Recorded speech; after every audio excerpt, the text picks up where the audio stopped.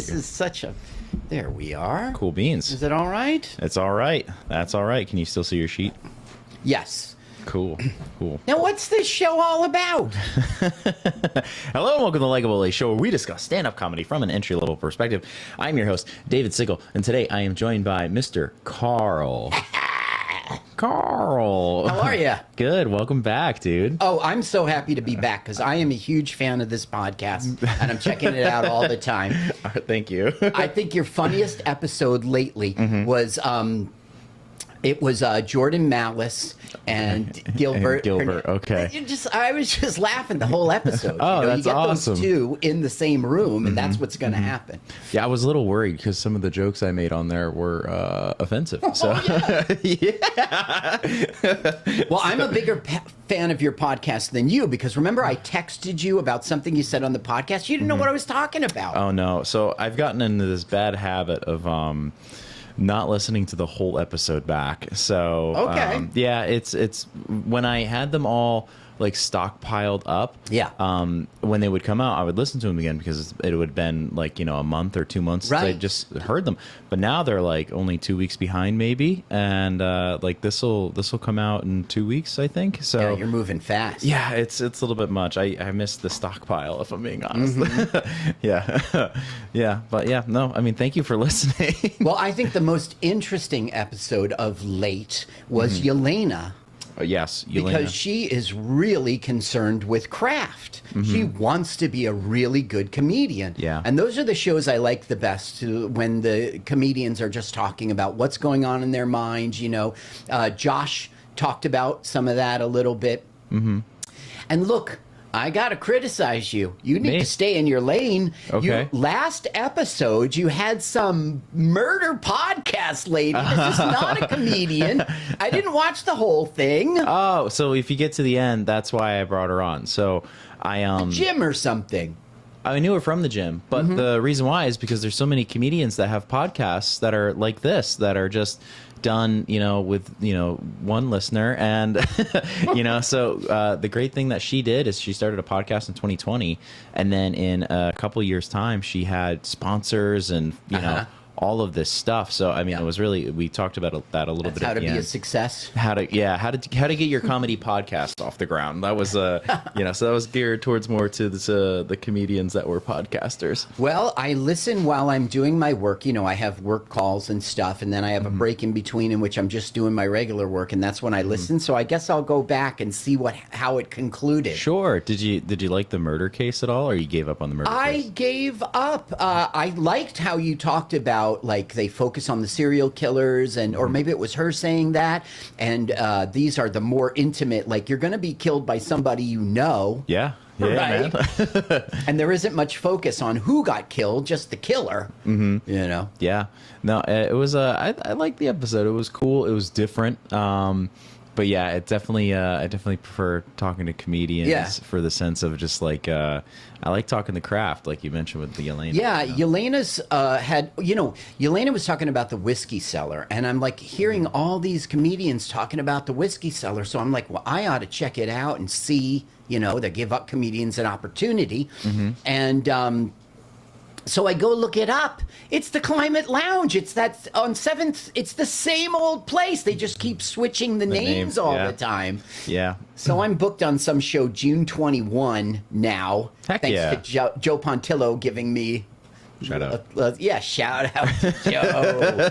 I just performed with him last night, and Monty, who will be on the show, and he did a really great job. My son thought so, especially. That's awesome. Yeah. Was Rachel there? I think she's really good friends with Joe. Rachel, I don't know. Rachel Lenahan? No. No? I don't know. Okay. I think I know everybody. Okay. Yeah, Rachel rolls with one of the Pontinellos. There's a Joe, and maybe there's a John Pontinello. Oh, okay. So and this I thought is it was Pontillo. Joe. Pontillo. Okay. Yes, of Pontillo and Associates, his new pilot, which is just Associates. Very cool. released. You can just go to YouTube and put in Pontillo and Associates, and you're going to see a very funny pilot. Hell yeah. Yeah, he's really good. Yeah, we'll plug other people's shows. Sure. On for everybody. Yeah, that's awesome, dude. I appreciate how much you support the community, Carrll. Yeah. I mean, it's fantastic. That's why I was surprised you didn't stay in your lane and you had this other person on, but I'm going to have to check out the end. I'm trying to support all of of the community, which I is always the stay in my lane. podcasters. Okay. So there is something in this world called Radio Garden State. It's an internet radio station. Okay. And I will have a show there starting in June called Comedy Garden State. And I thought of you right away, but this is not the Garden State. And I'm staying in my lane. Oh, I mean, yeah. I mean, I'm not a New Jersey comic, No. unfortunately.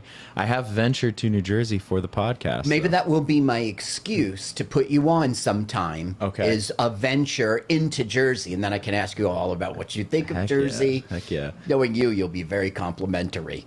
I was on the A Bit Too Much podcast, and they record in some like mall in the center of New Jersey. That's like they shoot Severance there. Oh. Yeah, and it was crazy. But what was wild about that experience was that it was in a storefront in the mall. So Yeah. like I'm just like sitting there and in like basically like a fishbowl, and there's just people walking around shopping at the mall and like looking in, and they just see like podcasters. That's a random. More and more things are getting shot in Jersey now. Netflix is making a big. Maybe they've already done it. They're having a presence in New Jersey. Cool. And LA's sort of drying up for the movie business. It's weird. Yeah, I think they've got like a lot of like maybe laws in place, you know, like a lot of, you know, Tax breaks and such. Yeah. I don't know how Jersey is on income tax, you know. Is I'm good? paying it. Comparable to New York though, or is it like No, it's cheaper. it's cheaper? Okay, that's Well, the thing is that in the like turn of the century, like I'm talking about like before 1920, Jersey was the place where all those silent films and everything got made. And then the industry moved out to California, which makes more sense because it's sunny year round, you know. But now it's swinging back. It only took 80 years or whatever it is. And we're starting to get films made here if AI doesn't take over everything. Oh, they sure will. They will. It's funny. It was silent film until the audio came, and then they're like, well, after hearing that accent, they're like, we got to go to California. You know who was like that was Clara Bow. I don't know if you know that actress. She was a big star of the silence. And then when the talkies came around, her Brooklyn accent was prevalent, you know, and she only spent 10 more years. Audiences loved her. She could have kept going. But yeah, the accent you're talking about, it shows up in talkies. It'd be funny if there was like a silent film actor that was like essentially Gilbert Godfrey, and then like when the first sound movie came out, like they finally got to hear him talk, and He could transition. yeah, he could. Iconic voice. So I have a podcast called Full Length Movie, Okay. and we watch those old movies because they're in the public domain, anything from 1930 and earlier. So check us out on YouTube, and you'll see what I'm talking about with Clara Bow's accent and everything. Hell yeah, Carrll. What's the exact handle to look up? It's unfortunately has that 69 in it, that funny number. It's Full Length Movie 69. That's what you look up, and you'll find us. Don't type that in Google though. That's right. Let's look it up in You're YouTube. gonna get on a list. Listen, I got to straighten you out about Nixon. About Nixon. Yeah, Okay. you knew some history about Nixon. I knew. Yeah. Nixon was not impeached. Okay, That's he wasn't. why he resigned. It was going to be Okay. so embarrassing to be the first president that was impeached. That's why he. Did I catch myself in that episode? No, you didn't know. Anything. No. Who were you interviewing? Just Shu. Yeah. Was it her? Yeah. She didn't know. But you knew that he resigned out of office, and you thought maybe because he got impeached. Yes. But Clinton was the first guy to get impeached, and you know his bravado and macho. He did not leave office. Fine, impeach me. I dig it. I like this because this is like essentially like, you know how Joe Rogan has Jamie. You know, yeah. you're fact checking me, but we're catching up on a backlog. Yeah. This is getting the facts straight. You fact checked yourself on something on that episode, or was it the episode just before the last one? Sometimes I don't remember the comedian's name. She's the one who does she was working on short films, and she had the puppet. Oh, Gabrielle Johnson. Yeah, I think you fact checked yourself on that episode. Okay. What is your sheep's name? Carrll. Now, how many R's? just one, and it's with Just a K. one. It's with a And K it's with too. a K? Yeah, Carl with a K, my Has guy. nothing to do with me then. Yeah, no. That sheep was deceased before I met you, Carl. Oh, he died. Yeah, Carl is no longer with us. Oh, you weren't talking. Yeah, I've never heard you talk about. I guess you're a little sheepish. Sorry, I'm so bashful. This is good. What are you drinking? It is a coconut water Ooh. from this establishment. Okay. And it's strawberry. Nice. Is it alcoholic or not? Nope. Okay, hell yeah, Carl. I don't drink until after I'm off stage. Okay, that's why you want to go Because it can first. lead to troubles. Yeah. Like slurring, like forgetting the order of stuff. Yep, racial slurring. That's It can lead to slurring. That's a good one. Slurring Bobbit, man. Sick, dude. How's comedy been going since we last had you on the show? Comedy's been going really well. Social media is going really well. I'm trying to get booked every weekend. I've been doing good this whole year, but June is a little... I got something on June 6th and June 21, but that's it. Yeah. So I'm getting a little desperate, looking for gigs, you know. Gotcha. So I'm out there, Yeah. grinding. It's I tell you, man, shows in the summer kind of suck. I mean, not doing them, just No, like getting them, yes, and producing them. We were talking before we came into the cube here, yeah, just I don't know if it's the economy or just the weather, but yeah, it's impossible to move tickets right now. Do you produce more shows than at the Krog? So many more shows. You do? I've taken the summer to cut them down a lot. So I used to do a show at Sloop. We're taking the summer off from that. We did a monthly there. Union Street Brewing, I think we're just done. At least at their Hudson location. Hudson is a very interesting comedy town. I'm learning. Hudson is the name of a town, not just a river? Correct. Gotcha. So there's Hudson, and then I have a spot in Brooklyn at Threes Brewing. That's a long haul for you. I know. I only do it once every 3 or 4 months. I would like to get booked in Brooklyn. I would love to have you. What on day a of the show in week Brooklyn. is it? I usually do it on a Monday night. Oh, it's It's a city show. Well, I would do it anyway. Very cool. I would love to have you on at some point. Okay, so maybe that's my excuse to get you on Comedy Garden State show, because I'm doing a show about producers, and I did Ugly Pancake Productions. They're down in South Jersey, Okay. and I did Matt Bridgestone, who does a lot of producing shows in Atlantic City. Cool. So maybe that's my excuse. Yeah, you could talk about Hudson Valley. That'd be cool. Okay. Comedy producer. That'll be my excuse.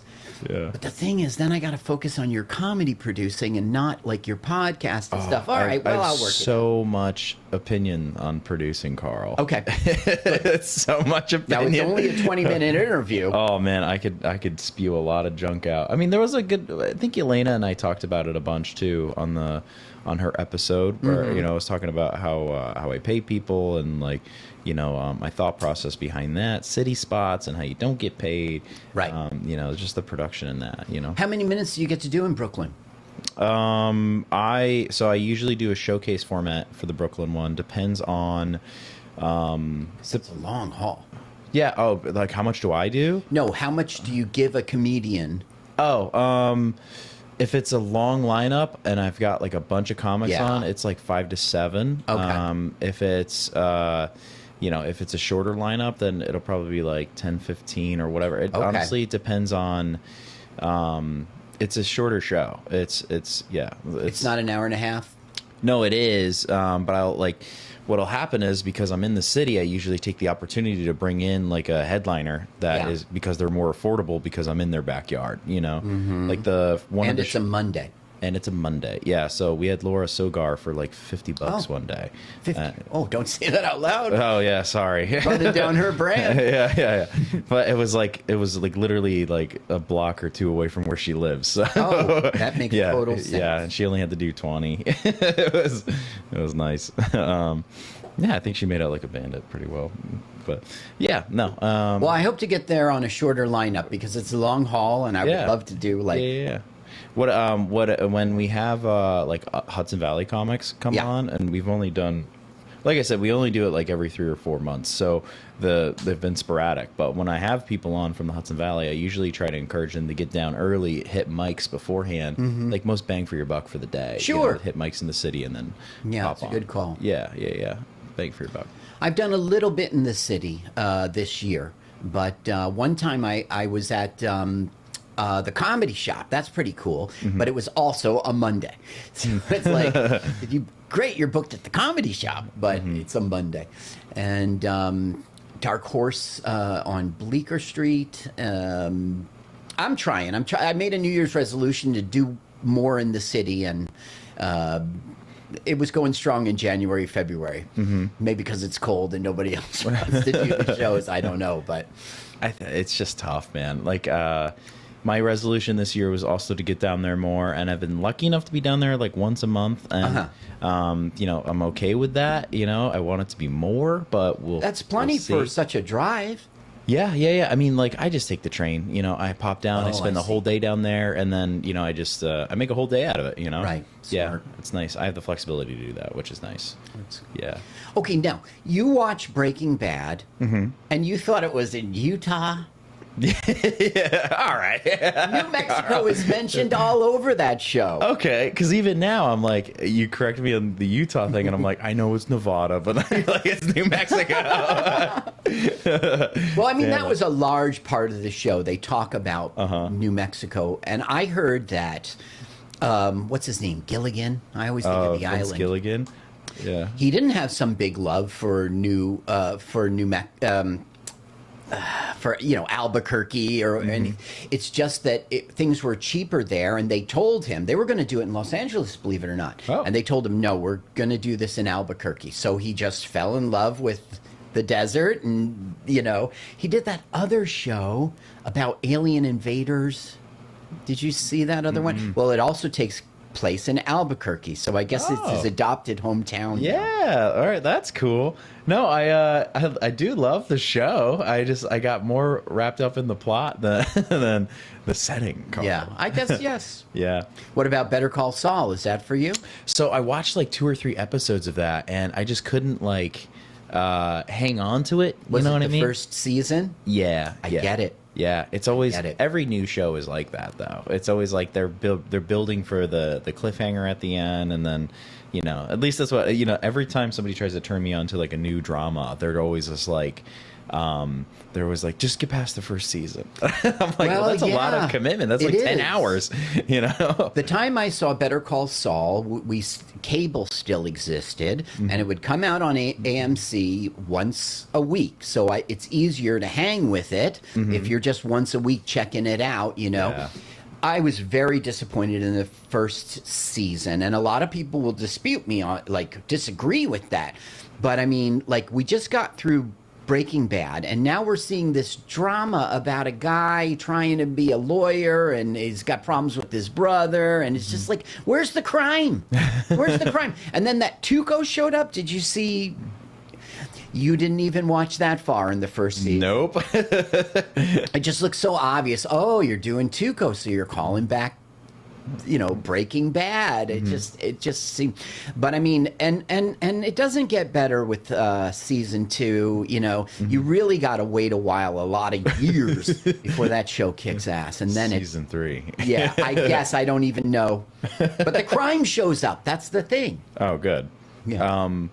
Bob Odenkirk, I'm a big fan of. I'll give anything he's in a shot. Like the movie Nobody. Did you see that movie? Love that movie. Yeah. That was really good. But Nobody 2 was horrible. I didn't see it yet. That's fine. Oh, yeah. You can die and not see Nobody 2, and you'll be okay. I'll die in Nobody too. Yeah. Yeah. Hell yeah. Die in Nobody 2. I liked that, and he's got some new movie out, and my kids are big fans of his. So we did something I never do. We went to a book signing just because it was his book with his daughter, and we, got to meet him. I don't know, shake his hand, but he was a really nice man. And I didn't have the book, but I paid for my kids' books. And as soon as he heard that, he goes, "No, come on, you be in the picture," and he put his arm around me, and he'd give me like a pat. he was just a nice person. Yeah, that's really cool. So we've got a photo with Bob Odenkirk. Hell yeah, dude. Just like 150 other people in line. That day. Mm-hmm. You listen to the show, so I'll ask you this, because I find this jarring when I listen back to my episodes. You think I got to get rid of the interruptibles? Are they just annoying? Yeah. Yeah. But you can still do the content without interrupting. What you can do is put it up front. Mm-hmm. Like your fundraiser for Radio Free Rhinecliff. Mm-hmm. One episode, you put it up front. Yeah. I thought that was great, you know? Yeah. And like what your appearances are and stuff. Mm-hmm. If you just do it up front, we think, okay, we're starting to watch a show and let's get our messages out of the way and now podcast. Yeah, I think maybe I'll put the appearances at the end, you know? Well, then you got to depend on people watching to the end. That's and okay. You don't know...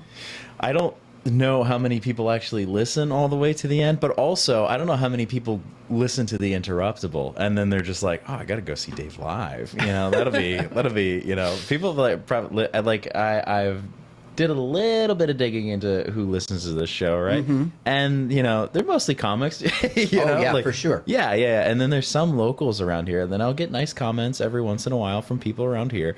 But nice, I've never seen any of those people at a show.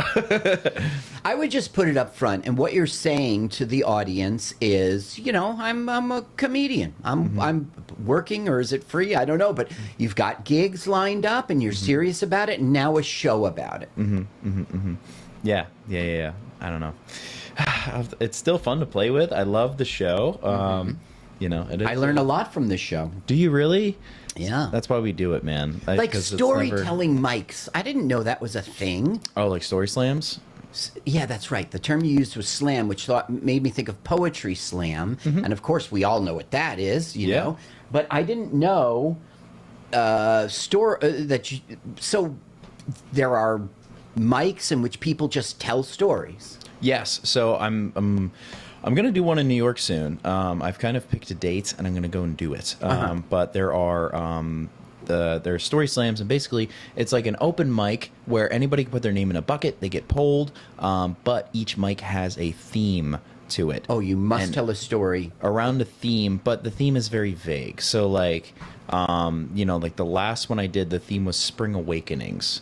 So it's like anything to do with spring or whatever. Yeah. So like a lot of people told like baseball stories, or just like, you know, the time they got out of the military and it was March. You know, I told a story about being a taxi cab driver for a college during spring fling. You know, and that was my story, you know, but it's only 5 minutes and no notes. And then, you know, the one that I'm doing with this group, they pick a winner. And that person, really? Yeah. And that person makes it to like the Grand Slam at the end of the year. And then, you know, you get 7 minutes instead of 5, and you could pick any theme you want. So you only have 5 minutes to tell your story. Yeah.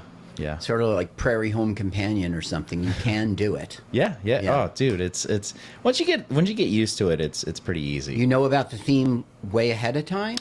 They usually announce it maybe a month ahead of time. Yeah. Fine. Then you have time to write your story. Plenty of time. I usually wait till the Monday before. Yeah. Really? Yeah. It is my favorite season, spring. Mm-hmm. Many people have that. Spring cleaning wasn't that bad this year. It was just 2 slinkies and a mattress. There's a trampoline out back we gave a scrub. God damn it, Carrll. Did you have that written down? No, just spring. I crossed out my topic. I was about to be so mad at you. I'm burning through them. Yeah, dude, you're interviewing me this episode, which is hilarious. That's awesome. And look, I think you don't need a better editor. What do you? I use iMovie. iMovie. I don't think you need a better editor, but certainly there are better editors. Oh, 100%, yeah. So you can do that bleep sound. The audio track, you can put an audio track in that is just the bleep, and then you cut and drop the volume, and you just hear the bleep.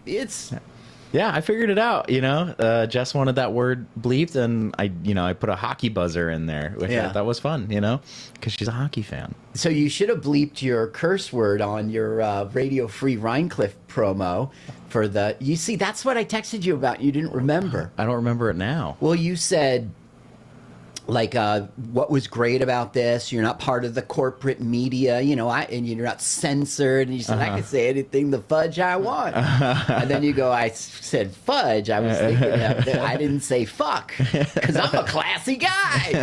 So as soon as I saw that, I texted you right away. Okay. You're like, what are you talking about, dude? Dude, I fucking love that. Yeah, no, it depends on when you catch me, Carl. Maybe I'm doing something, I'm on my phone all the time, so... I'm probably texting you back while I'm at work or something like that. And I should be focused on my job. Which is, well, your job is, you're the manager. Yeah, Mr. Manager. Yeah, so you can focus when you want. I know, which is really hurting the business. They're just like, God damn it. When you have to. Yeah, I am not focused at all anymore. I hope they're making their goal, Radio Free Rhinecliff. I know that somebody's doing a matching fund. I think we hit it. I really do. I believe I got a text that's here? No, I don't know. I think we got a text that said we do, and we're doing a roast of Rhinebeck and Rhinecliff. And I will be emceeing that. Okay. Yeah, and I'm gonna make fun of my town, and then there's like maybe 5 or 6 other acts, and and I think that's just going to be extra money for the station because they keep making improvements. I might have a new camera soon underneath this camera, which would be cool. And one of the other ones can face you, so you don't have to face this way. We don't have to look at each other. Well, I like how you've taken the money to expand the studio. There's more elbow room now. I think you should take out this wall, back up a little. That way I don't smell your breath. Yep. Put it in the kitchen. I'll be in the kitchen. Actually, I'll just watch you from that camera, which is new. And then I'll be home, and I'll zoom in from home, and I'll Skype you. Yeah, I always forget to turn the on-air thing on. Boom, look at that. Can you see that? That way nobody will come in? That way everybody knows we're doing important things. Everybody thinks this is the restroom? Everybody thinks this is Which they don't have here. Yeah, they do not know potty here. That's right. They should at least get a bucket. Yeah. Some facility. Now, the thing is, the person who works here, they hold it. There's got to be a bathroom. Probably. It's probably a law, too. You can't just have a... Probably, yeah, but it's definitely not for us. Unfortunately, Carl. Okay, so what do you got for me? I've been interviewing you this whole time. I was going to wing it today, Carl. Yeah, that's what you had said before. So, how's it going in comedy? How is it going? Open-ended. Let's talk about your writing process, man. Okay. Because I feel like we kind of grazed it last time. Yeah. Yeah. So you have, can we talk about the signs joke? Signs? The signs joke that you had. What was that? I was at the Levity mic maybe a month ago. Oh, I see. And he had a joke about signs. Oh, signs. Signs. What do you think I was saying? Science. Oh, the science joke that you have. No, signs. Refresh my memory, because I just have so many jokes. You were just like in the middle of your set, and then you just go, I want to see if we're speaking the same language. Oh, sign language. Yeah, and then you're like, stop. Yeah, that's yield. Right. That joke is ancient, is and it really? I tried to bring it back. That joke is like 2017, 2016, because I only know that because I was doing like exclusively the city at that time, and that's where that got born. So just so the audience knows, right? You don't know what I'm going to say sign language, right? You don't know the punch. Not at all. So I'm like, I want to, speak with you in a manner. I just want to see who can understand me. And then I start saying signs. Yeah. But I start with stop.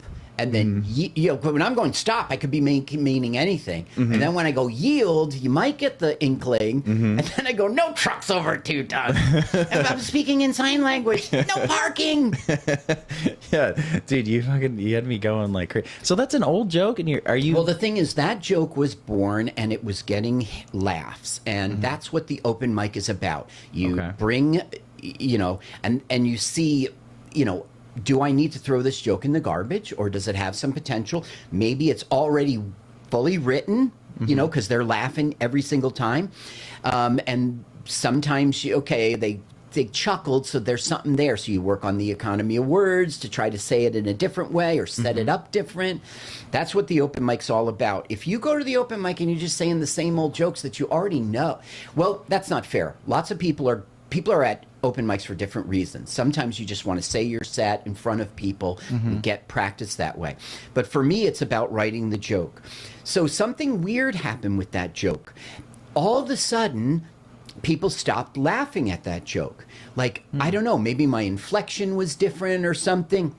So what do you do when a joke doesn't work?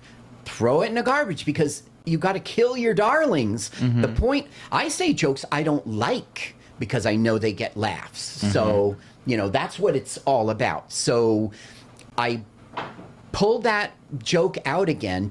I tried it at Levity Live, and it did hit. Yeah, so I tried it again. I don't remember where. So I'm just saying it's getting closer to becoming a joke, like in the main set. Okay. That's what open mics are all about. Do you so you edit a little bit at the open mics. Now, is it like you have a very like iconic like cadence? I mean, obviously your voice is your voice, but like you have like so are you for that joke explicitly, like would you be just like changing the signs maybe and just maybe the order in which you mention the signs? Right this moment. Yeah, but if you were to like edit it, you know what I mean? Like as far as your process would go, well, like how do you edit a joke? I did stop on purpose because I'm just saying I'm going to communicate with you. So I'm going to like, stop. Like, you don't know what then I went to yield just to give you the sprinkling that, okay, it's a sign, but you still aren't there if I'm like yield. But then when I go, no trucks over 2 tons, and then the point is for you to go, what the fuck is he talking? Yeah. Then I go, I'm speaking in sign language. No parking. Yeah. That one, that is what I would do. That one just got written like that from the beginning, but that is what I would do. Like if that, okay, I got a good example then. I'm trying to make this joke work. In New Jersey, there's so many people who are Italian, and you know that Italian Jersey is not Italy Jersey. It's just not, right? So the premise of the joke is I just got back from my recent trip to Italy, and Italy was exactly as I imagined it, because I live with I'm not saying the joke, because I live with all the Italians, in Jersey. So this is a good example. I got 3 things, and I got 5. You're supposed to do 3 things in a list, and the joke's not working yet. I know it will hit in the end. So it's like, I just got back from my recent trip to Italy, and Italy was exactly as I imagined. Like, I came out of the airport, they were all at the guinea teas and hey, they got it a spicy meatball. My rental car was a Trans Am. Italy was exactly. But I still, it's not hitting yet. The Trans Am one, I need a list of 3 solid things that are so Italian Jersey. They would, Well, I mean, stereotypes-wise, they're all like garbage men. Yeah, right. Yeah. Everyone was in waste management. They loved The Sopranos. Stuff like that. Yeah, just watch the movie Casino. Yeah. So that's what I do. That's a good example. That joke is not hitting yet, and I know it's going to hit because of the premise. So I just got to come up with a list of 3 things that are really, that really work with audiences. And if I come up with one and I don't like it, you guys decide. If you're laughing at it, I'm doing it. That's interesting. So you're a big rule of 3 guy. Everybody is. Yeah. You have to be in comedy. That's the rule of 3 is just something about us. Yeah, I don't know if I do rule of 3 for everything though, Well, I have this one joke in which I only had 2. So I go, all these pig men nowadays getting taken down by this sexual harassment. Like, it used to be that you didn't kiss and tell. Then it became that you did kiss and tell. But nowadays it's like kiss and deposition. Kiss and HR grievance. Kiss and some other third thing. It's cray-cray, right? Because my list can't go to 3, so I still mention the 3 because that's what you're expecting as a human being. We want 3. That's interesting. I don't know. So like that's for I feel like I'm doing a bit of like maybe just like a quick misdirect, and then I have a joke where I say my grandmother recently fell in love with Joe Rogan, right? And I don't know how you feel about Joe Rogan. However, in no world should a woman be obsessed with getting into a cold plunge if she struggles to get off the potty, right? And then I say and I get upset because people want they want cookies. Like, I want cookies when I feel sad. I want my grandmother to make me cookies. And she just wants me to take ayahuasca with her. So like, that's like the... Yeah, but that's not a rule of three thing. Like, a rule of three thing is going to be like 3 examples or a list. So you're saying just for like example jokes, you mean? Okay. Or any kind of list in which you're going through, like your experience in New York. Well, we went to the museum, we went to the thing. You don't do 4. You don't do 2. Yeah. For some reason, you have to do 3. Okay, I don't know what it is about human beings, but... I agree with you on that then. Okay. I thought you meant 3. like all jokes have to be like a rule. Oh, no. Yeah. I was like, no, there's no subtle ways. I have a weird joke. I can't think of it right now. I'll think of it, in which I have a 4th thing, and it still works. The only reason that springs to my mind is because it's always weirded me out that it works. I'll have to remember what the joke is. Okay. 4 things. So that's the process with writing for me. I either put it in Notepad, like some quick idea, or I say it into my recorder, and then it gets refined. There's been so many jokes. You just got to try them at the open mic. There's so many jokes that I think, oh, this joke is crap. This is not going to work. And then you get a surprise and they hit. You don't expect them to. Or like jokes you think is going to work, but then they laugh at the other part. Yeah. And then it's like, come on. Yeah. I hate this. That's what open mics are about. They're about getting that feedback. Yeah. And here's a life hack for comedians. You go to a comedy open mic, and sometimes they're not into it. They're just thinking about what they're going to go up and doing. They're looking at their list or whatever. So what I've been doing, and there's 2 that I go to regularly. Mm-hmm. I go to a music open mic. You got to call ahead or Facebook message the guy to make sure they'll allow you to do comedy.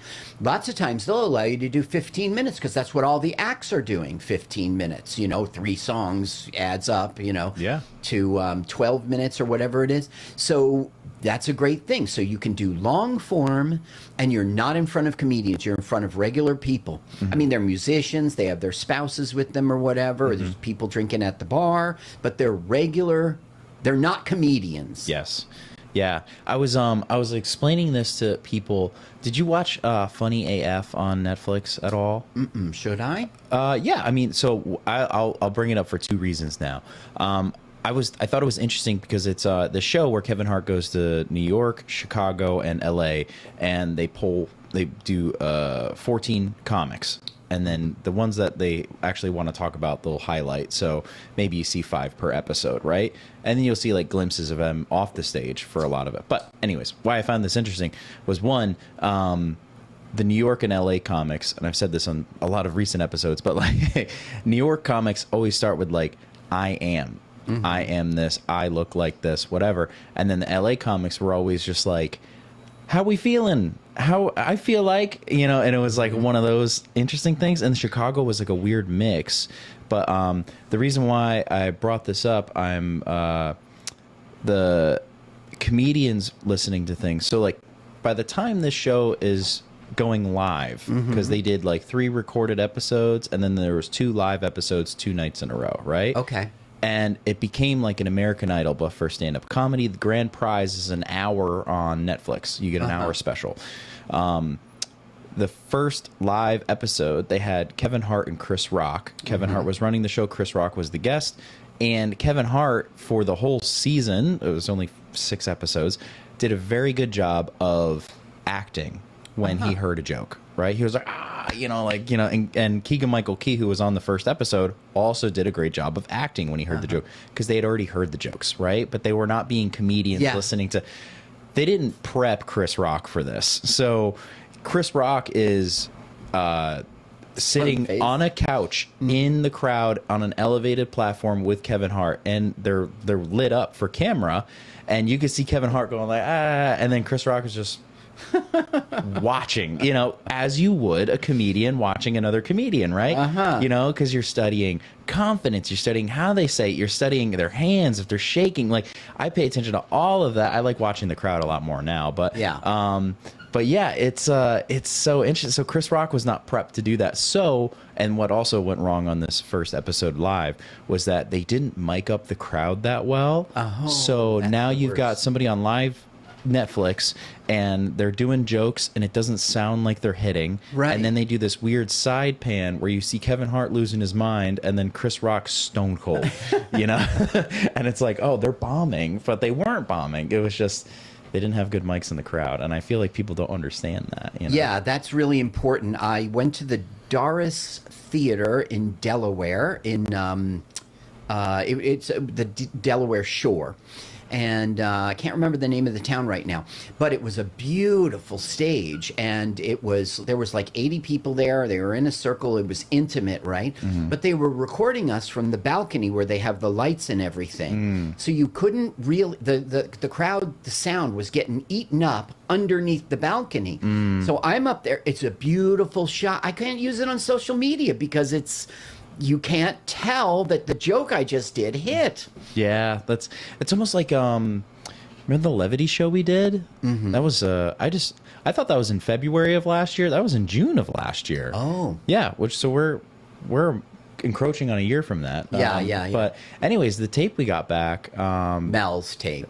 Yeah, that was like house camera. Yeah. And that was like, you know, you could see the whole carpet we're standing on, and you know, it was pretty bad. It was bad camera footage. It felt like a security camera, you know. So I did cut some stuff up for social media, but believe it or not, I used my own phone. Yeah. It was better. You could hear everything, and you know, it was still on the Levity stage, you know.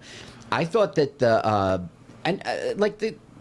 clip that Mel gave us was like bad quality. It cut me off early. Like they were like, give another round of applause.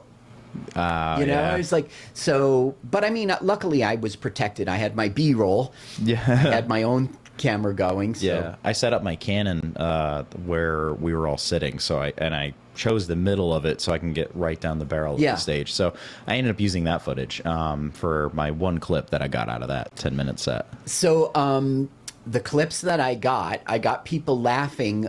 The people you really hear, it's like Solly Sellers. What's his? Solly Sellers. Sellers, yeah. And Chris. Bacchus. Yeah, Bacchus, which I should have remembered from also Gilligan's Island, that Mr. Magoo. That's how I used to remember his last name. So anyway, those are the guys that I got laughing. I mean, you hear the crowd, but you also hear Solly going, on the side. That's great. Chris trying to hold it in. Oh, yeah, he's trying not to laugh? Yeah. I don't know if he's trying not to laugh on purpose, but but he can't help himself. That's how good I am. Yeah, you're emoting laughter. Oh, sir. yeah. Yeah, forcing air out of the people, you know. I evoke. Yeah. So I'm going to have to check out Funny AF. Funny AF. On Netflix. Yeah. And you were talking about, I forget what episode and who you were talking about, but you were talking about listening to comics who aren't your favorites to say, why are people laughing? Yeah. I want to know why. You know who I hate? Because what the hell? Although he did a great job in that Jerry Seinfeld movie about Pop-Tarts, is Jim Gaffigan. I don't know why the world loves that guy. He looks like a lump of potato to me. I don't like his voice and, you know, this Hot Pockets thing that made... Do you like, you don't even like the, where he does that very unique thing of going, like, doing the crowd's voice, the crowd's dialogue? Well, maybe I haven't given him enough of a shot because he just turns me off, so I flip the channel, you know. But maybe I should so check it out. I don't know of any other comics that really do this, but he'll like do he'll like say a joke, like he'll do like 5 Hot Pockets jokes, and then he'll just do like he'll change his voice and he'll go like, why does this comedian keep talking about Hot Pockets? You know, and then he goes back into his set. You know, he pretends he's a crowd member for a second, and he breaks that little wall.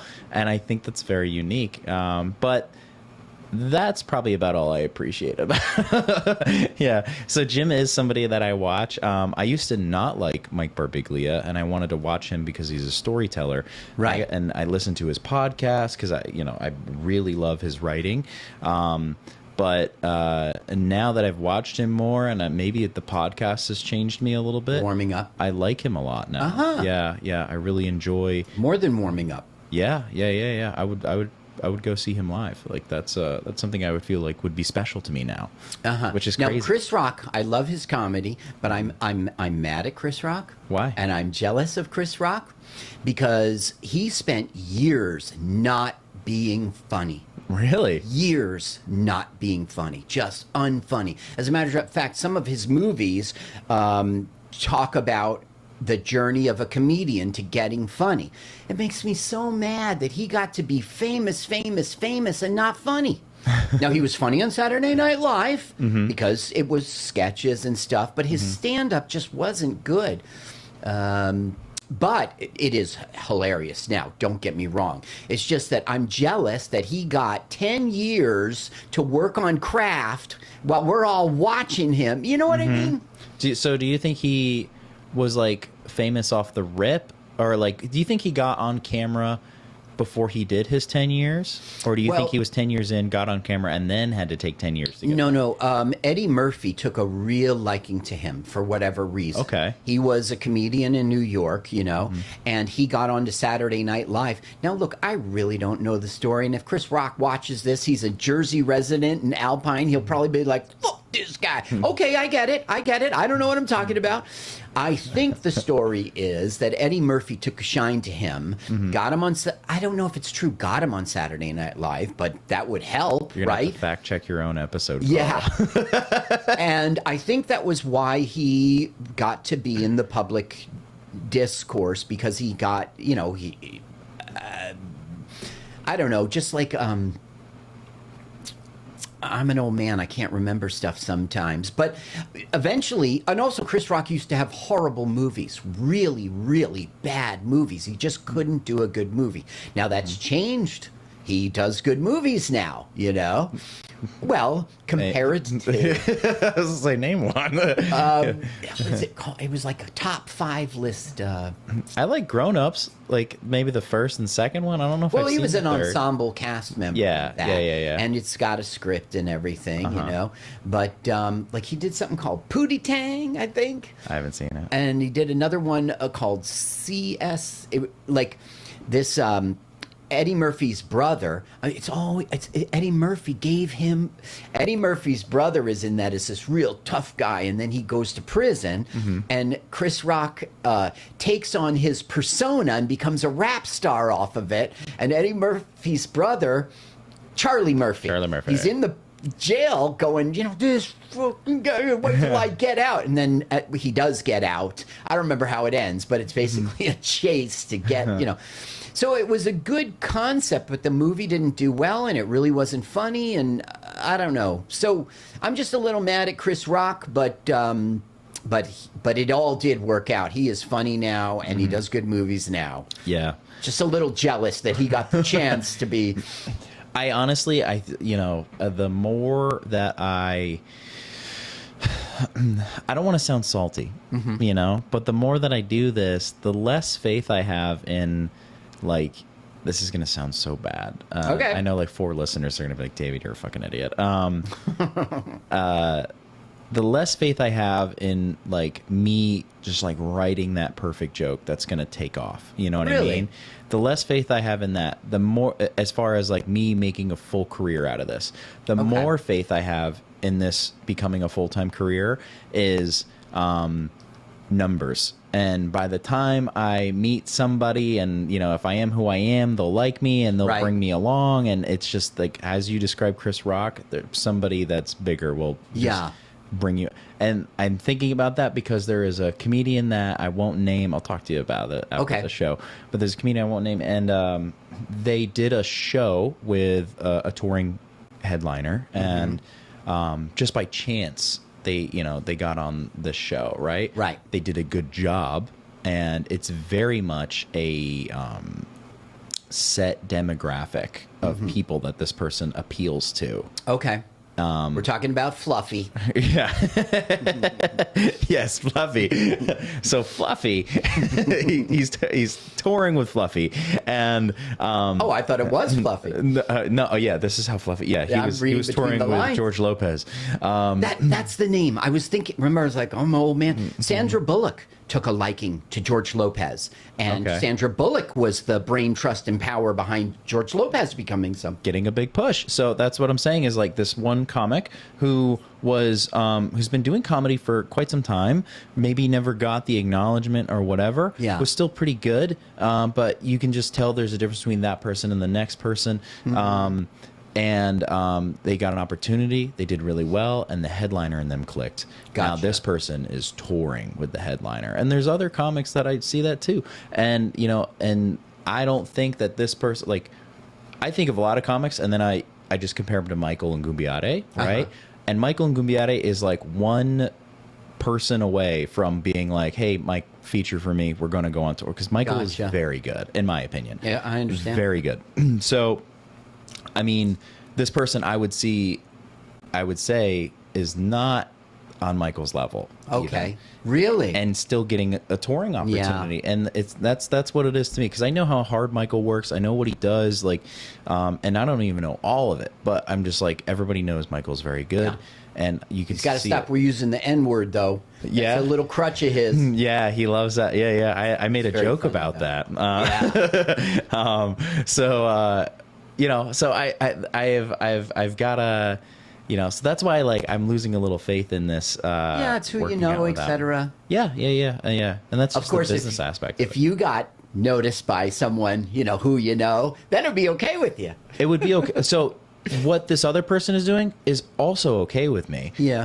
Because that's just what we're all trying to do. Yeah. We're all just trying to make it big in this, So, like, I'm okay with however you get it done. I'm just like, I'm questioning the process if I may. Am I going to get it done?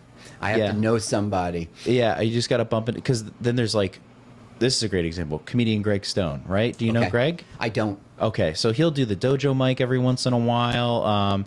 Not the mic. He'll run a show after the mic, and he's really nice about bringing people up on stage after and doing the real show with him after the open mic. Terrific. He's a super nice guy. That's when they turn the lights down. Yeah. I hate that about the open mic. Oh, yeah, it's always turn the lights down. On. Yeah. But he's very forthcoming with information and, what comedy clubs to work and all this kind of super nice guy. He never really broke, he's still a Comedy Cellar guy. I think, he's still, he's still, I would love to have him on the show, actually, because we could talk about this. But like, he's a Cellar guy. He does Gotham. He does all of these clubs. And that, what to does me, he sell? Huh? Just kidding. Oh, he's a Cellar guy. Sorry. God damn it, Carrll. Cars? But he's like one of those guys where, like, if I got there, I would be totally satisfied by getting there. But if I got there and wasn't satisfied because, somebody else, like, maybe wasn't as good a comic as me, but, like, because they knew somebody exploded, then I would be a little pissed off, I think, especially, if it's like a matter of, like, how much time you put in, If you get the opportunity and you're not funny, then you're not going. But if you are, it is about who you know. And I do get envy, of certain people who get stuff. I remember this one guy, I'm not going to say his name, but he got like a Roku special. And like, I'm rarely jealous, really, because everyone's sort of on. But I was like, this guy's not good enough to be the. But no, I'm not going to say more power to him. Forget it. I don't think he should have got it. Meanwhile, it didn't get him anywhere, luckily. But yeah, dude, hell yeah. Now, there's other ways to go about it. It's not just who you know, right? It's social media is a way to break in which there is no who you know, and there's no like big corporate structure who has to pick you and back you. That's one great thing about social media. You can do it on your own. It's tough. For sure. It's a completely different beast. And what kills me is that like the algorithm changes so often. And you know, like and I'm actually very happy about this. I'm seeing Michael get very good traction lately. And I'm so happy about that. Like that's awesome. Because like if I think of people that deserve it, like he's at the top of the list, you know?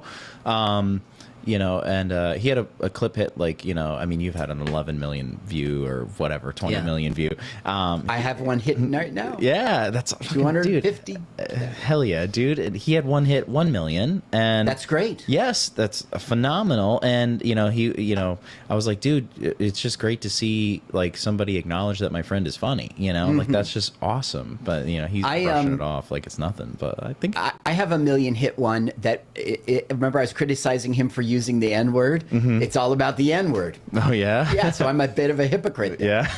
But I say the N-word. I don't say N-word. That'd be viral for a different reason. Yeah, Carrll. that's right. That would be infamous. Infamous, yeah. The infamous Carrll. Yeah.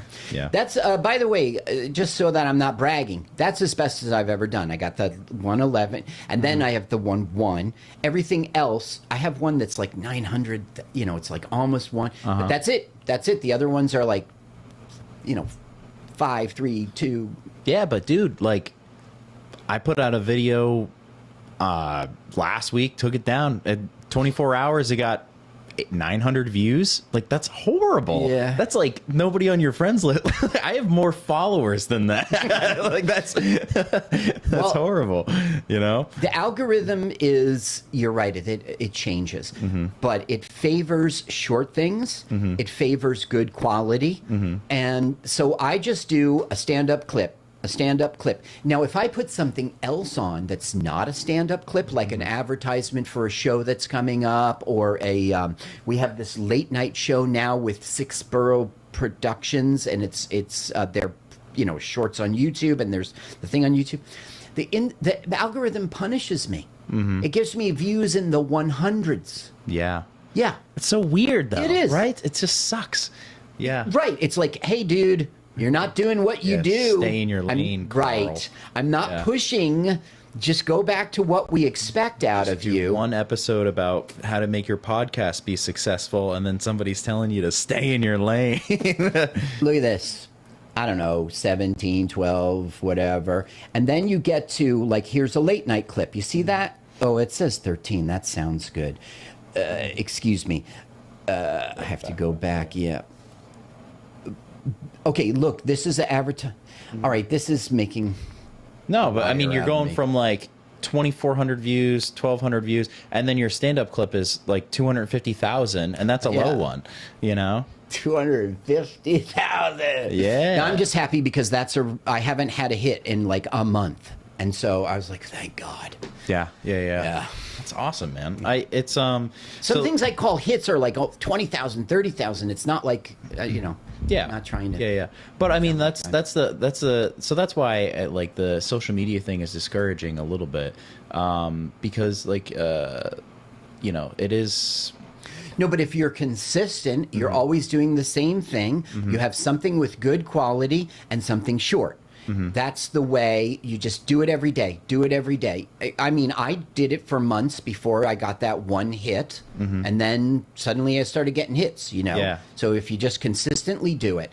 And also, it's not about a view count. It's about the count of followers. Now, you would think with 11.8, right, I'd have so many followers. No.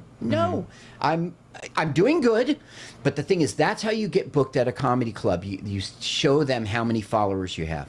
Now, it's also tough when you do an advertisement for your gig and the algorithm doesn't push it. Yeah. It's also, you know, I've been considering that, like, boost, you know, like paying money, meta ads or whatever. I was doing that for my Sloop Brewery show. Yeah. And I must have caught the tail end of the algorithm actually working for you when you pay for it, because we were getting like maybe 30 ticket sales every show, which to me was still very good. Sure. And then I started doing the boosted ones, and I would invest $100. Yeah. You know, 50 tickets sold, and I was like, oh man, this covers that $100 over and over again. Sure. And then so we had 2 shows like that, and then it just bottomed out. Oh, and yeah. then it just did nothing. And I don't know, and that's about the time that the weather just started to change, you know.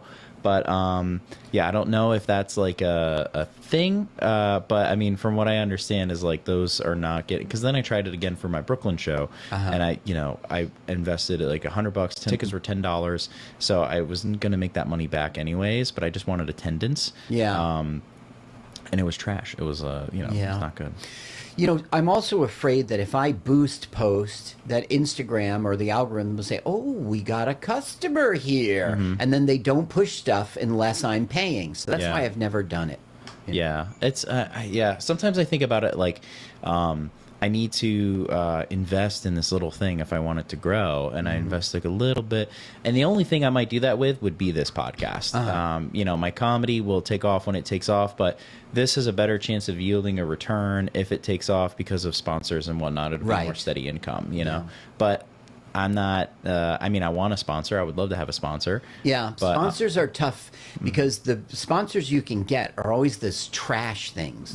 You know, dildos and cannabis. I'll take them, dude. I'll Would you? I'll do ad reads for that stuff. I mean, all right. Well, let me tell you something. Then you could have a sponsor. You already could have a sponsor. Oh, that would be lovely. Yeah. I don't know who, but I'm saying I know podcasts, and they get sponsors, and it's sex toys and pot.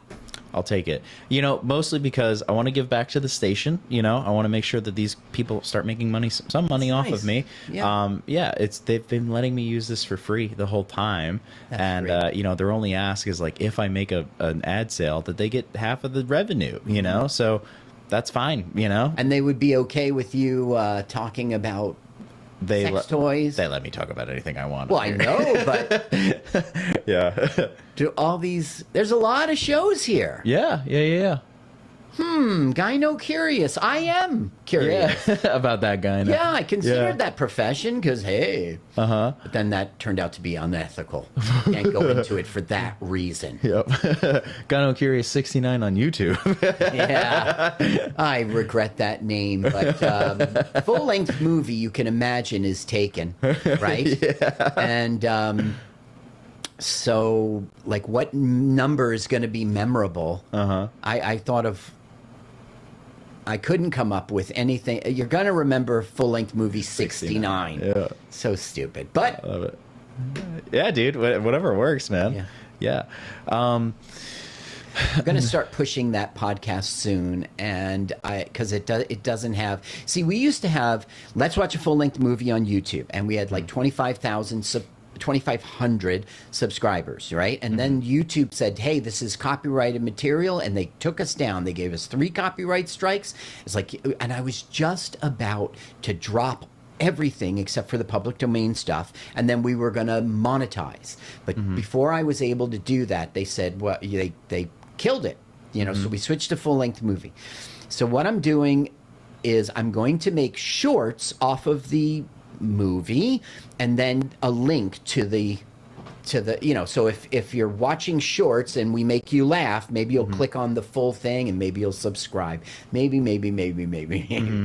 I think I would like to do this is a rough idea, but I would like to do a live episode. That's a good idea. And just do it on YouTube Live or Facebook Live, because there seems to be a market in Facebook right now.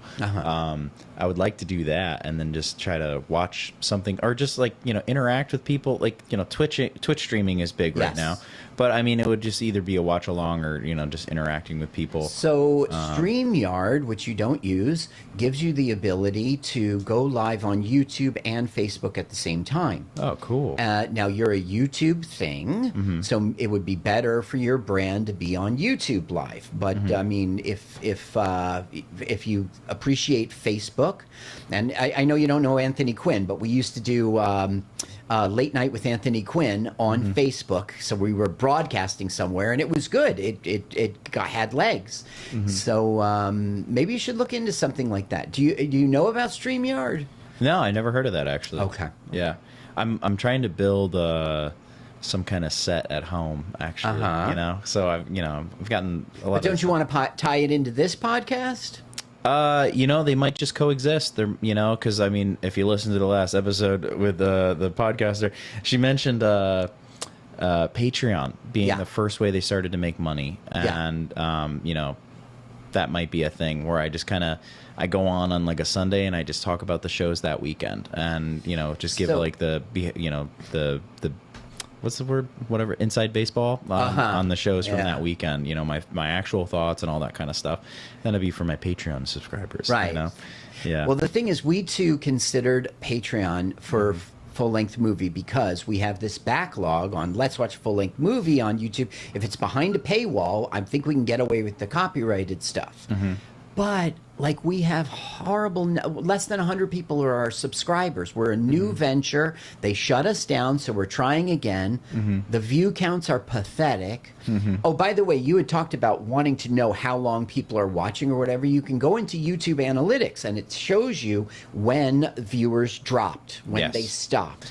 And this can educate you, That's why I think you should put your appearances up front, because they're watching. Yeah, like I said, I don't know how many people are listening to my Interruptible and being like, I gotta go see him live. So I mean, I want to put them in there because it feels like the right thing to do. But I think both of your listeners would check you out live. both of them. It's you and like two other people. Well, that's me too, because this is a great concept that we like riff the movie. Mystery Science Theater 3. It's nothing like that. Okay. I don't even know why you bring it up. We don't have puppets. But I mean, the humor doesn't, like, if you go to a comedy show, you're getting the jokes. But when you're watching the movie with us, you are getting lots of funny laughs. But it's situational. You got to wait you have to hang with it until we get to a part of the movie in which some funny stuff happens in our riffing, Hell yeah. That's a little frustrating too. You can't just turn on the movie and we're making you laugh right away. Yeah, I like that. I mean, if you ever want somebody to watch a movie with you, Carl. Well, we do that sometimes, but you have to really know the movie. Okay. And it has to be one that like we had Anthony Quinn on, a guy you don't know who's dead. He used to love Miracle on 34th Street, Miracle on 34th Street. So that was the episode we had him on. Now, we didn't watch the original. We watched one from the 1970s, which was a TV movie. That is our style to do that. But he was perfect for that episode. He knew everything about it. Also, there was another movie, which I can't remember the name, but it had... what's his name, Jr., who was Iron Man. Like, it was a movie he grew up with. Oh, Robert Downey Jr. Yeah, was on it. And the guy who played Ultron in Avengers. James Spader. Yeah. So it was one of their movies that didn't hit. That's why it's on YouTube, Yeah. But when Anthony was growing up, they had videotapes, and that was one that they had. So he watched it like 80 times. He was the perfect guest. He would okay, next scene coming up, So if there's a film that you love like that, and it's in the public domain, I'll have to do some research, because there's a lot of like crappy movies that I feel like nobody watched that I watched as a kid. And I'm curious if they're in public domain. Well, if we ever had a Patreon, that's what we would do. But I mean, I don't even know what our subscriber count is, but it is pathetic. I'm not looking it up because I can't. I'm on that late night thing, but it's like it's less than 100 for sure. Yeah. So if that's our subscriber count, why are we going to have a Patreon? Who's going to be giving us a subscription every month? Yeah, but I mean, if you get two people that, pay $5 a month, you're at least making $10 a month off of it. It covers some time, Yeah. For me, you got to start somewhere. You got to build somewhere. You know what I mean? Well, I have a good job and I don't need $10. Yeah. I could use $1,000 a month. Yeah. That would be good. Yeah, start at 10. But so if we hit a little bit, then we'll consider a Patreon, because we have all this backlog of hundreds and hundreds of movies, And we wouldn't just throw them all at the Patreon. We'd release them one at a time, That's something to aspire to. We're not there today. No, neither am I. Yeah, there's such a long way to go with all this. Feels daunting. Yeah, it does. It does. Are you? But we do it because we love it. At least that's how you started out. Yes, I do comedy because I love it, and I Right. seriously love this time that I get to sit Yeah. with other comics and talk. Yeah. You know? And you got a hit, as far as I'm concerned. Yeah, thank you, man. It might be like, yeah. you can count them on one finger, but there are people out there. I've been One told hand. that we get several hundred plays a month, so Oh. that is very nice. Yeah, I'll take it. I'll take it. There are some people. Not if you're the guest. Yeah, if I You have yeah 9 views. yeah, dude, that's. I did not check that one out. Really, no Yeah. interest in it. Really. I didn't. I wasn't. Okay, I'm gonna have to watch it. You don't have to watch it. Yes, I do. Self guest episode. I will force myself. It's only 20 minutes. Oh, really? Yeah. Okay. Yeah. I'm basically just thanking the listeners, and then I talk about how to get booked. Actually. Okay. I do a bit of that. I think. I definitely. Yeah, because I think at the time that came out, it was the birthday for the podcast. Mm-hmm. So this was April, and along with that, I had also been hearing that a lot of people were like, "Why is this guy getting so many shows?" Mm-hmm. And that was upsetting to me. So I think I just wanted to, instead of going on a rant and calling those people out and being like, "Fuck you guys," Yeah, right. I honestly was just like, I'm just gonna give information and just do what I do, and just say thank you, because Gratitude. Yeah. I mean, I don't. Healthier. I think so. Like I get booked because I'm likable, and not That because girl I'm a says you should spiteful have dick. acoustic guitar likable song. Yeah. Do you like the intro song? It's all right. It's all right. God damn it, Carl. I like what the lyrics. do you like about the I podcast? like the lyrics. Oh, Thank you. I like when the comedians are talking about craft. Mm-hmm. That's what I like when they're talking about getting booked, and I like the inside baseball. That is what I like about the podcast, Mm-hmm. Cool. and that's why I keep watching. Thank you, man. Yeah. Yeah. Well, if you want, I will record your song Mm-hmm. on acoustic guitar and send it to you. And if you like it, you can use it. Hell yeah, Carl, dude. Pat Downey offered to do a version of it, and I told him to his face, I was like, "You do it, and I'll put it on. I'll try it out. Well, unlike Pat Downey, I follow through.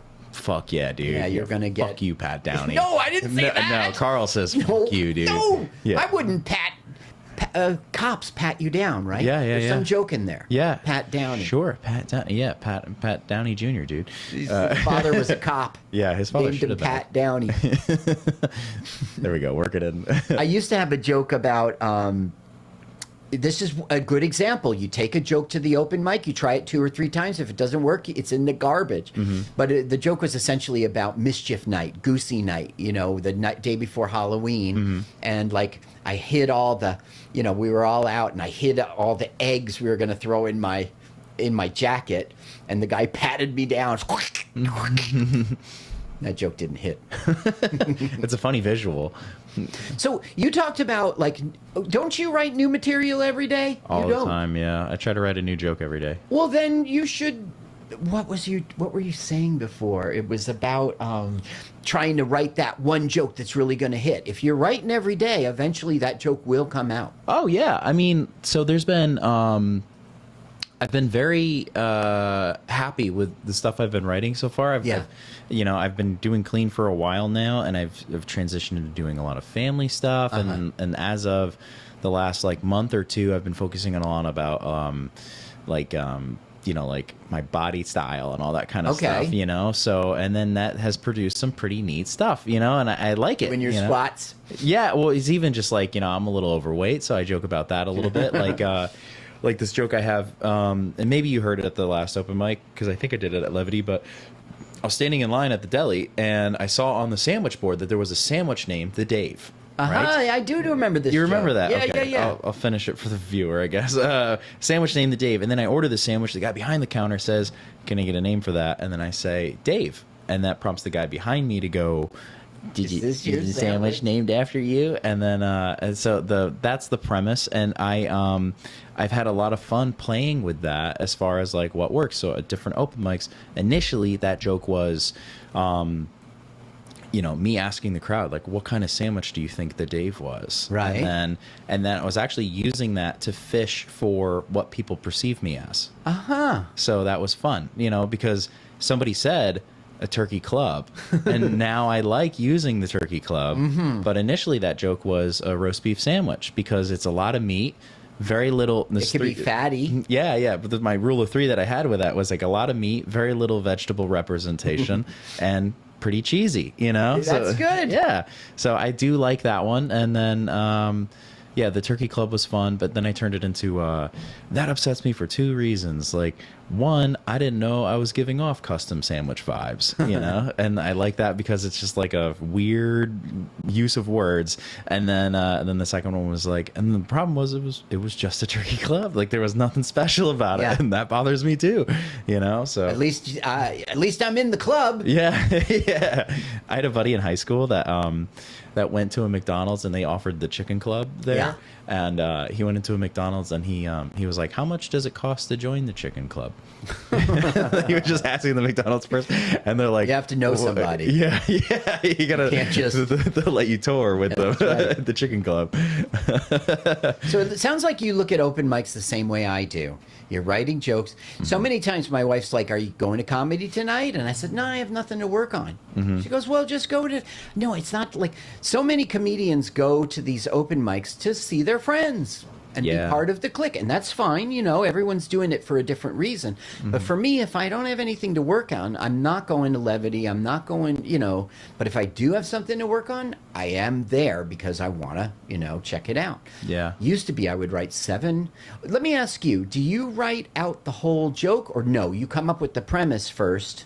Like in your on my notepad here, I got so many premises. They'll turn into jokes. It hits me differently. Like sometimes, like I had a joke that it doesn't work and I gave up on it. But like what made me laugh was like, not Jason Bourne, but P. Jason Bourne, Should I get like PJs, so Jason like Bourne. Yeah. So that's why it doesn't work because it doesn't make any sense, but it just made me laugh, So then I tried it at like 20 mics and it just never worked. And I'm like, P. Jason Bourne identity, and then that it would just P. Jason Bourne identity. Try it all because you have faith in the joke. Yeah, but it just I've given up on it, and maybe one day I'll figure it out. But I've just moved on from now. Gotcha. So like sometimes it starts with like the tag, sometimes it starts with the premise. Like the grandma joke definitely started with me laughing at the concept of an older woman being into Joe Rogan. Because that's like not the typical audience that you picture for that. So it just depends on what hits me, and then it's sometimes really it comes from a true story. So it's different. Like I don't just write them one way. Like I remember I just wanted to say bitches be crazy. I just knew that would be a funny I set you up one way 100%. And I say it So like that sat in my phone forever, and I would try like different things. I eventually got to a joke, and now it's in the A list, But you're right. It's not always just a premise. Sometimes it's the tag. You want to say a joke and then be able to tag it because you think of the tag first before you even have the joke. And then I'll go down to the city. I've been doing it like every Monday, and I'll just take a joke and I'll rewrite it 3 or 4 times in my notebook, and then I'll just start adding tags where I can. And then sometimes I like the tag that I just added better than the original punch. Yeah. And then I just cut the rest. And gotcha. Then, so that is. Sometimes I tell a joke and it hits, and then I have a tag that doesn't hit. But the thing is, the joke cadence doesn't feel natural without the tag, And you have to kill your darlings, and I keep saying that because that's what they say. That's how they call it in writing, in being an author. You write this thing you love, but if it's not fit, you got to crumple it up and throw it out and write something. So I've had to learn that lesson over and over and over. If it's not working, then stop punching it up. It's that's the hard part. Yeah. Well, the thing is, if you kill your darlings, you're right. It forces you to make another and make another and make another. Yeah, it's. I think that's why Elena was an interesting guest when we had her on. She was because really good. She had her Type 5, and then she talked about how she tweaked those, and then how she's Put trying in the to go space for the laughs. Yup, and then how she was going from 5 to 10 and trying to figure that out. But, you know, it was very much, it sounded like she was really just executing, you know, jokes left and right that she didn't like and just sticking with that 5 in the process of making that 10, you know? Well, I think right now, as we sit here, Yelena is probably home and some sort of comedy thing's going on. She really wants to be a comedian. Yeah. Very impressive person. Admire that. Yeah. Yeah. It's just, yeah, I admire that. We have a show in an hour and a half. So we got to wrap it up, my friend. We do. Likeable is film recorded with Radio Free Rhinecliff. Thank you to Jen Hamoud and Matthew Rosenberg, our producers, and thank you to the Epicurean, which hosts us for each and every episode. Likeable is a comedy-based podcast, and we are experts in absolutely nothing. So don't sue us. He has this memorized. I know I'm not, and I'm realizing that as I'm saying it out loud. Please take this episode, each episode, with a healthy dose of skepticism and guaranteed hilarity. We hope. Guaranteed. Guaranteed. We don't hope it. We do hope.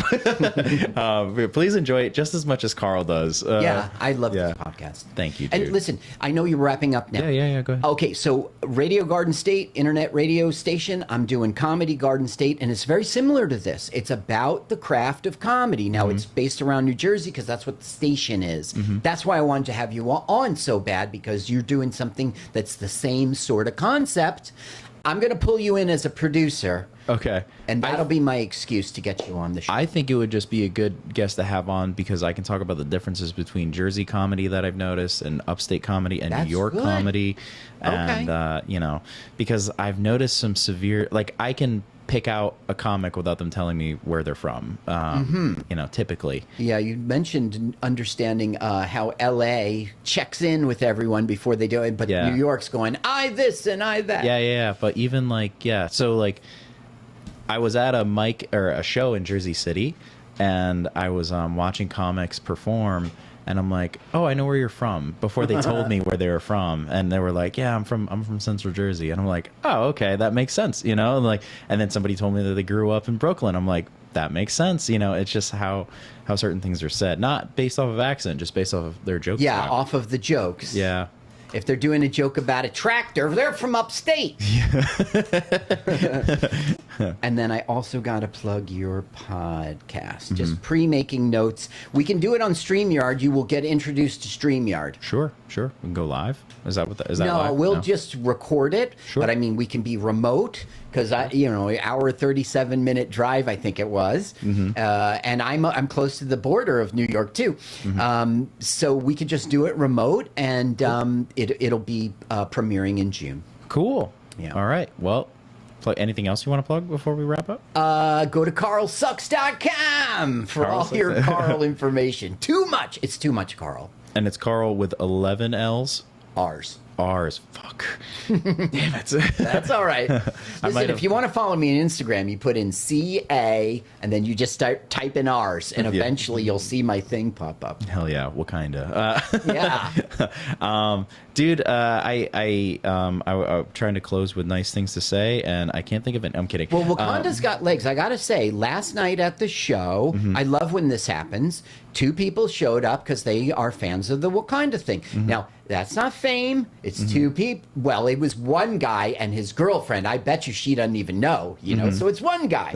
I love when I bump into, that happens, like one person will come. Oh, I'm a huge fan. Let's do a selfie, So that thing's got legs. Hell yeah. Yeah, and I'm happy about that. And I'm not famous.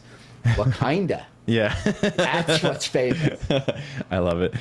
You're one of my favorite comedians. Wow, and goodness. I think anybody that's seen me at an open mic that you are speaking at has seen me crack pretty hard. And Mike Twirl. Yeah, dude. I mean, you get me to laugh harder than most comedians do. Let's hope I can do it tonight. Hell yeah, dude. I'm very excited. I'd like to go up first. I want a cold room. I'll definitely put you up first, dude. Excellent. All right. Thank you for coming on, dude. Thanks, I appreciate it. And Wow, dude. Says he's a fan. I was Doesn't even thinking know of- the host's name. Oh, David. You were thinking of Michael Gumbiade. Yeah, well, Yeah. you talked him up, and I agree Wakanda with on the you. brain, dude. Right. Yeah. Wakanda. You talked about him at length, and you talked him up, and I totally agree with you. And I've seen him back then to seeing him today. He too gives a S about craft. You know, he's come a long way. He's a guy who's going to make you laugh. So I Yeah. guess he was on my brain, David. Dave, All right, we're gonna get out of here. I'm buying your sandwich now. Oh, thank you. Yeah, you got jokes, yeah, you're insightful.